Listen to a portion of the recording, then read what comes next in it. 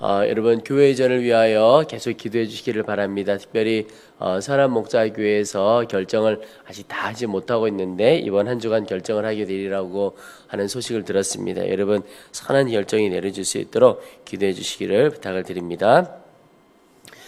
제가 어느 서울의 큰 교회에서 유명한 교회에서 하는 세미나를 갔을 때 그 교회 목사님도 참 유명하시고 또 그 세미나에 오셨던 강사분 한 분도 굉장히 유명하신 목사님이셨습니다. 그런데 초청되어서 강사로 오신 목사님께서 이렇게 강의를 시작하기 전에 인사말을 하셨습니다. 특별히 그 세미나가 영상으로도 우리나라 곳곳에 같이 상영이 되는 그런 중계가 되는 세미나였습니다. 이분이 올라오셔서 어느 지역의 어느 교회, 어느 지역의 어느 교회에서 이 세미나 함께 참석하시는 분 사랑하고 축복합니다. 이런 메시지를 다 하셨습니다. 근데 그 인사말이 꽤나 기셨습니다. 왜냐하면 하나하나 다 챙겨가셨기 때문입니다. 그러면서 마지막에 다 하시고는 한번 숨을 들이키시고는 이거 사실은 저 목사님이 다 시켰다고, 그러니까 그 교회에서 초청하신 그 목사님이 시켰다는 이야기를 하는 겁니다. 그러면서 요것만 시킨 게 아니고 올라오기 전에 목사님에게, 이 강사 목사님에게 그 교회 담임 목사님께서 어느 순서가 되면 어느 길로 올라가서 어디에 서가지고 어느 순간에 어떤 말을 하고 다 시켰다는 거예요. 그래서 자기는 자기가 한 게 아니고 시킨 대로 다 한다는 거예요. 그런데 그렇게 시켰던 그 목사님이 좀 병이 있으셨거든요. 그러면서 이 두 분이 친구세요. 근데 이 초청 강사로 오신 목사님께서 저러니까 병이 난다고 이런 이야기를 하신 적이 있어요.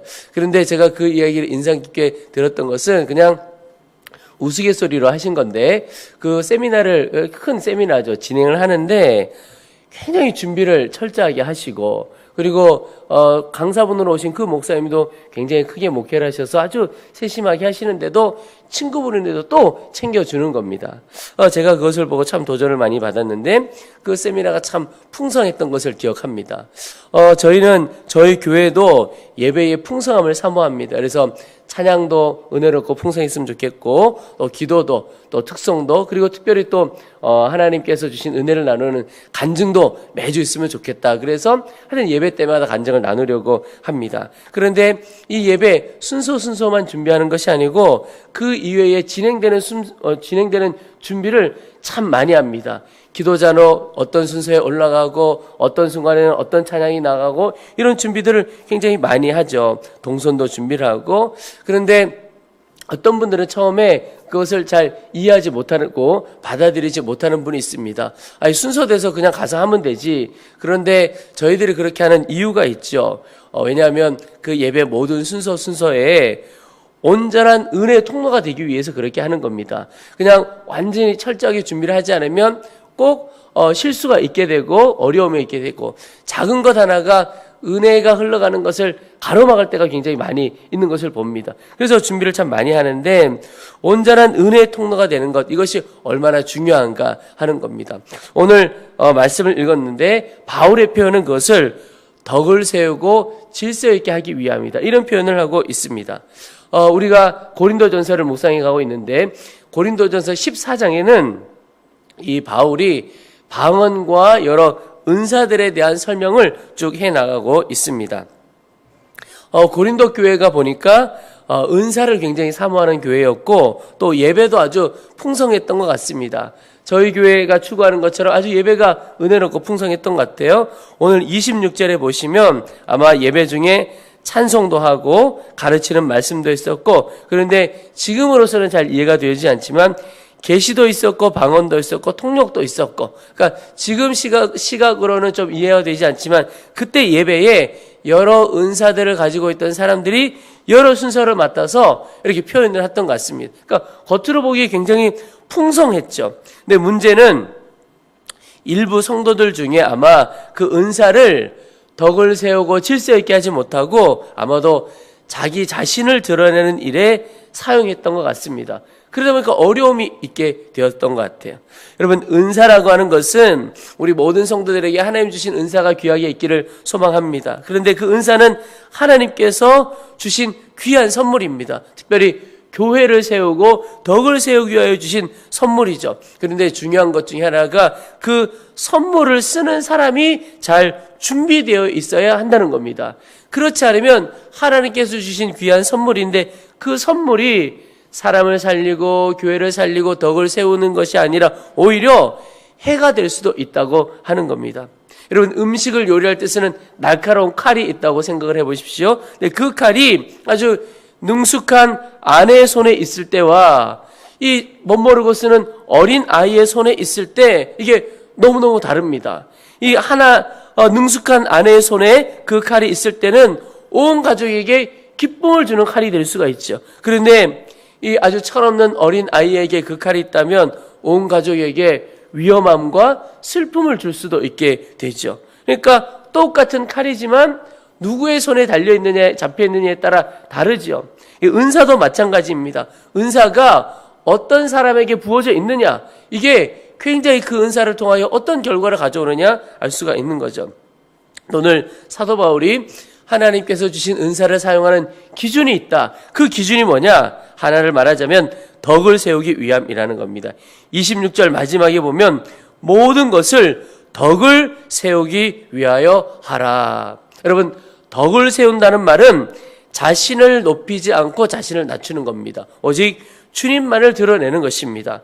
덕을 세우는 것이 세우기 위한 것이 아니라면 사실 은사는 위험한 것일 뿐만 아니라 사실 은사로서 가치가 없는 것입니다. 우리에게 주어진 모든 선물, 우리가 가지고 있고 주님께서 주신 모든 것은 사람을 살리고 덕을 세우는 일에 쓰임받을 때만 그것이 유익하다는 것입니다. 재물도 마찬가지입니다. 우리가 재물을 아무리 많이 가지고 있는 것, 그것 자체가 중요한 것이 아니고 그것을 통하여 한 영혼 한 영혼이 살아나고 교회가 세워지고 어려운 이웃들을 일으켜 살리는 데 쓰임받을 때 그것이 의미가 있게 되는 겁니다. 그렇지 않으면 오히려 죄 짓는 일에 쓰임받기가 쉽지요.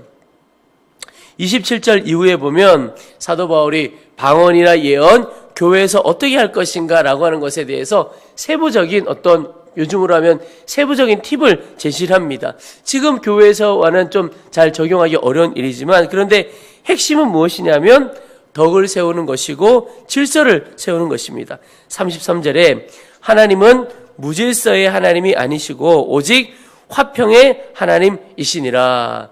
여러분, 우리 교회 안에 영적인 질서가 분명히 세워져 있어야 하고 그 영적인 질서 가운데 우리의 은사 사용하는 것이 참 중요합니다. 비유를 하자면 이런 것일 수 있겠습니다. 권위와 권위주의는 다릅니다. 권위는 하나님께서 주신 질서입니다. 가정과 또 공동체와 교회와 이 사회에 주신 하나님이 주신 질서죠. 그게 권위입니다. 근데 권위주의는 자신을 하나님의 자리에 놓고자 하는 마음, 하나님의 자리에까지 높아지고자 하는 마음이 나타나는 것이 권위주의입니다. 그래서 권위주의는 없어져야 하는 것이지만 권위는 존중되고 지켜져야 하는 것입니다. 그래서 오히려 권위주의를 무너뜨린다고 자칫 잘못해서 권위까지 다 무너뜨리는 경우가 발생하는데 그러면 어떤 일이 벌어지느냐? 혼란이 생겨버리죠. 그래서 교회 안에서는 권위도 있어야 하고 영적인 질서가 있어야 합니다. 그래서 은사와 관련해서는 은사를 사용함에 있어서도 서로 존중하고 배려하고 절제하는 이런 질서가 있어야 하는 것입니다. 그래서 내게 이런 은사가 있는데 왜 우리 교회에서는 사용하지 못하게 해? 이렇게 할 것이 아니고 지금 이 공동체가 그 은사가 필요한 것인지 또 그 은사가 공동체 안에서 유익하게 쓰여지고 그 은사를 충분히 용납하고 받을 준비가 공동체가 되어 있는가? 이런 것들을 잘 분별해야 하는 것이죠. 여러분, 은사뿐만 아니라 오늘 하루 우리의 삶에 기준을 한번 정확하게 보시면 좋을 것 같습니다. 내가 말하고 행동하고 생각하는 모든 것이 덕을 세우는 일이고 질서를 세우는 일인가? 제가 묵상하면서 이것을 좀 다른 말로 표현하면 무엇이 될까? 주님이라면 어떻게 하실까? 그 표현이 되는 것 같아요. 주님은 살리고 회복하는 게 주님의 마음이고 주님의 일이니까 그렇구나. 내가 오늘 행하는 모든 것에 있어서 주님이라면 어떻게 하실까? 여러분, 오늘 하루도 주님께서 행하시는 그 마음을 주시고 주의 뜻 가운데 덕을 세우고 질서를 세우는 일에 쓰임받도록 도와주옵소서. 함께 기도하시면 좋겠습니다.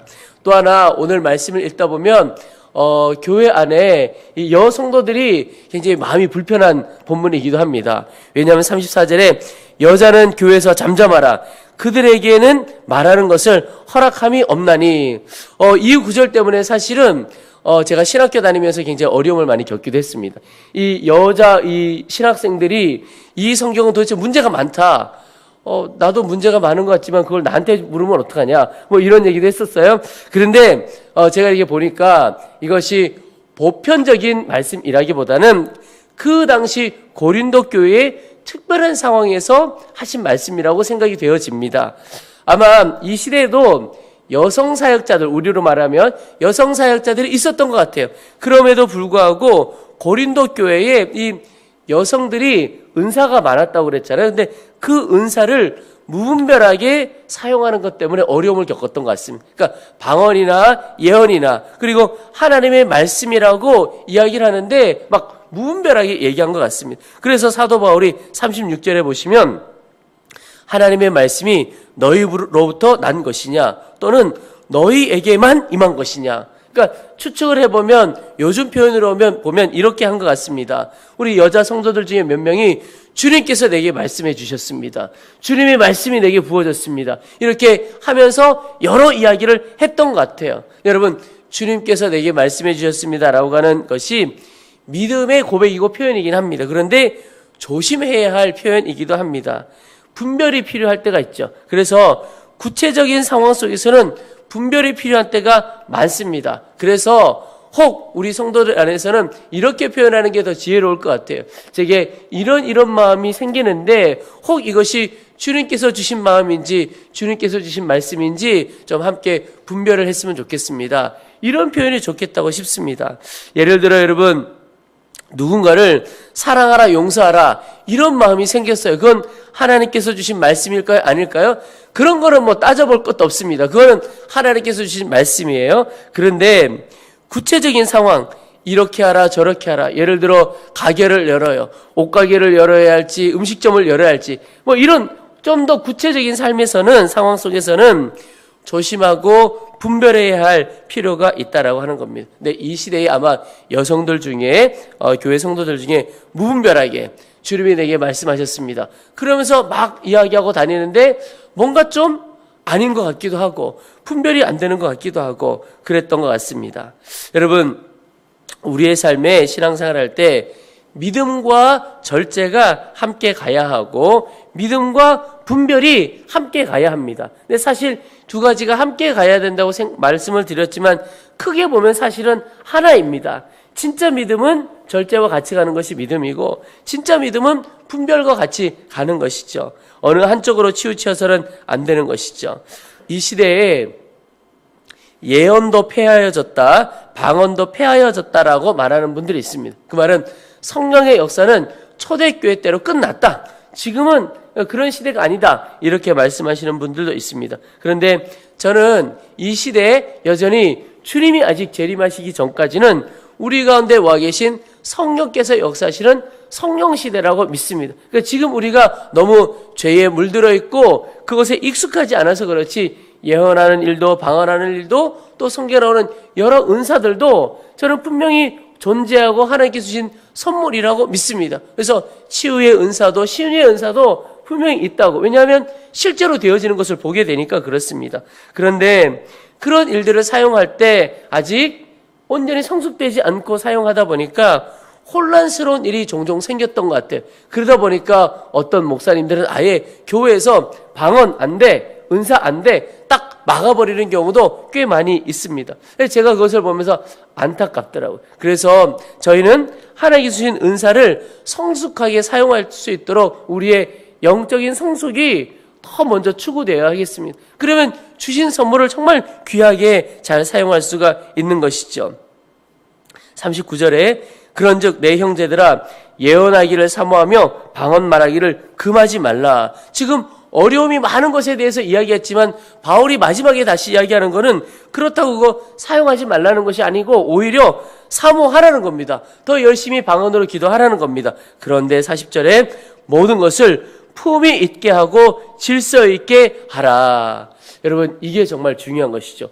품위 있고 질서 있게. 여러분, 믿음은 몰상식이 아니라 초상식입니다. 제가 표현이 좀 이상하지만 상식을 초월하는 것이죠. 그런데 오히려 믿음이라고 하는 것을 몰상식으로 이해하는 성도들이 있으세요. 근데 절대 그렇지 않습니다. 예수님을 정말 잘 믿는 사람은 정말 품이 있는 사람입니다. 그런데 세상 사람들로 하여금 저 사람은 상식이 없어 이렇게 보이지 않고 저 사람은 초월한 것 같다. 이 세상 사람이 아닌 것 같다. 이렇게 보여지는 것이 진짜 믿음의 사람이라는 겁니다. 오히려 품위를 잃는 성도들 때문에 교회 전체가 비난받아갈 때가 있게 되는 거죠. 여러분, 영적인 질서를 지키고 또 품위가 있을 때 교회도 유익이 되고 세상을 바꿔내는 교회가 될 수가 있습니다. 근데 그 길은 우리 마음 가운데 출입만 높이기를 원한다면 그렇게 되어지리라고 믿습니다. 나를 높이려고 하면 이게 품격, 품위 생각하지 않고 질서 생각하지 않는 겁니다. 일단 내가 두려만 하면 되기 때문에 그렇죠. 오늘 은사를 사모하고 그러나 품위 있게 질서 있게 하라고 하셨는데 오늘 그 마음 기도할 때 하나님 출입만 높이는 마음을 주옵소서. 그러면 다 품위 있고 질서 있게 되리라고 생각이 되어집니다. 여러분, 오늘 이제 주님께서 우리에게 주신 귀한 선물들 또 귀한 삶을 위해서 이 시간 함께 기도할 때 우리 두 가지를 위해서 기도하겠습니다. 하나는 하나님 내가 하는 모든 말과 행동 덕을 세우는 일 되게 하시고 주님이라면 어떻게 하실까? 그것이 내 삶의 기준이 되어지도록 도와주옵소서. 또 하나 하나님 은사를 사모하고 하나님의 능력을 사모하되 품위 있고 질서 있게 특별히 하나님 이 모든 일에 주님만 높이는 자로 살아가도록 도와주옵소서. 그럴 때 주께서 우리를 놀랍게 사용해 주실 것입니다. 우리 이 두 말씀을 붙들고 주의 이름을 한번 부르고 간절한 마음으로 기도하겠습니다.